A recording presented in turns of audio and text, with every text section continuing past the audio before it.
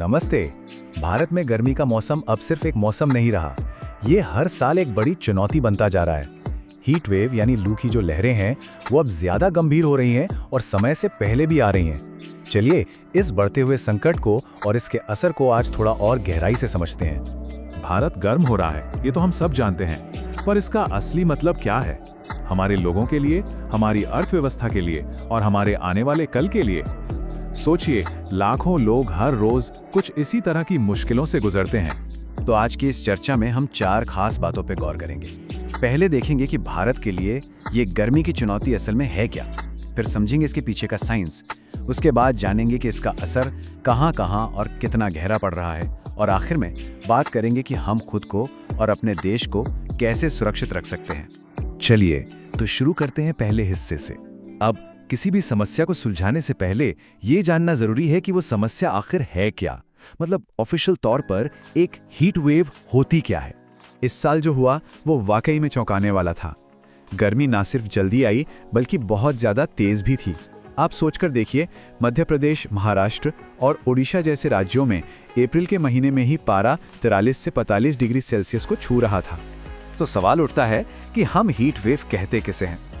देखिए, भारतीय मौसम विज्ञान विभाग, जिसे हम IMD भी कहते हैं, इसकी एक साफ परिभाषा देता है। जब मैदानी इलाकों में तापमान 45 डिग्री या उससे ऊपर चला जाए, तटीय क्षेत्रों में 37 डिग्री और पहाड़ी इलाकों में 20 डिग्री सेल्सियस को पार कर जाए, तब उसे हीट वेव माना जाता है। अच्छा, तो अब जब हम ये समझ गए हैं कि हीट वेव क्या है, तो चलिए अब इसके पीछे के विज्ञान को समझते हैं। आखिर ये तापमान इतना बढ़ क्यों रहा है? इसके पीछे कुछ लोकल कारण है और कुछ ग्लोबल भी। देखिए, इसका जो सबसे बड़ा और मुख्य कारण है वो है क्लाइमेट चेंज यानी जलवायु परिवर्तन।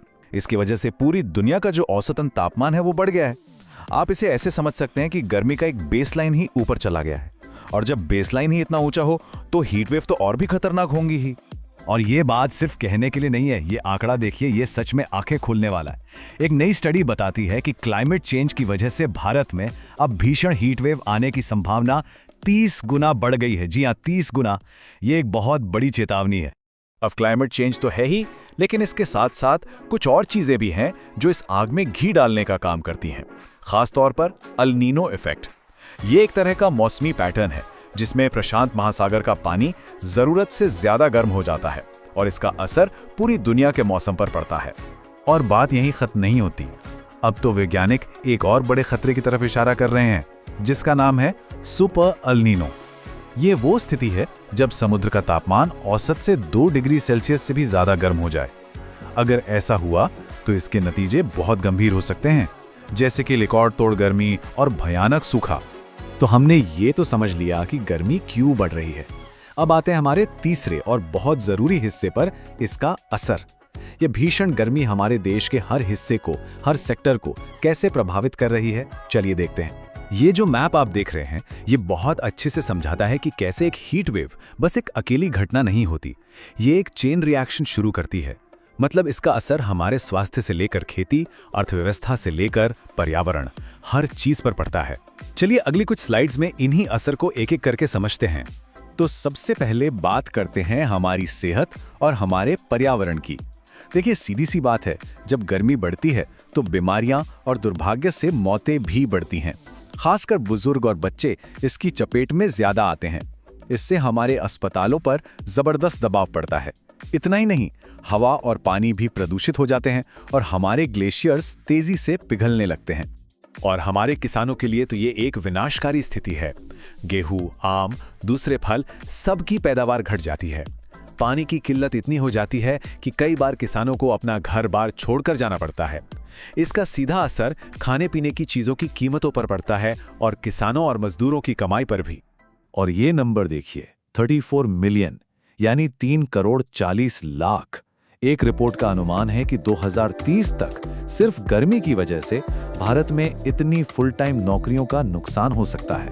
और ये ज्यादातर नौकरियां कृषि और कंस्ट्रक्शन जैसे सेक्टर में हैं, जहां मजदूरों को बाहर धूप में काम करना पड़ता है। अब बात करते हैं अर्थव्यवस्था की। जब लोग बीमार होंगे और काम नहीं कर पाएंगे तो प्रोडक्टिविटी तो घटेगी ही। साथ ही गर्मी में बिजली की मांग आसमान छूने लगती है, जिससे पावर कट की समस्या बढ़ जाती है। पब्लिक ट्रांसपोर्ट पर भी असर पड़ता है।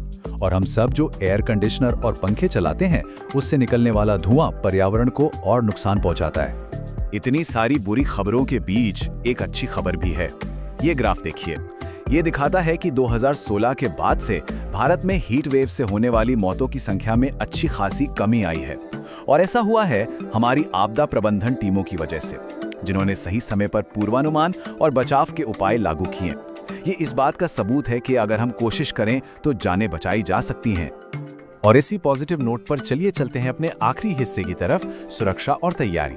यहाँ हम ये जानेंगे कि देश के स्तर पर क्या हो रहा है और हम और आप अपनी सुरक्षा के लिए क्या कर सकते हैं। तो लू के समय क्या करें और क्या ना करें, बहुत सीधी सीधी बातें हैं। पहली, पानी और ORS पीते रहें, शराब, कैफीन या बहुत मीठे ड्रिंक्स से बचें।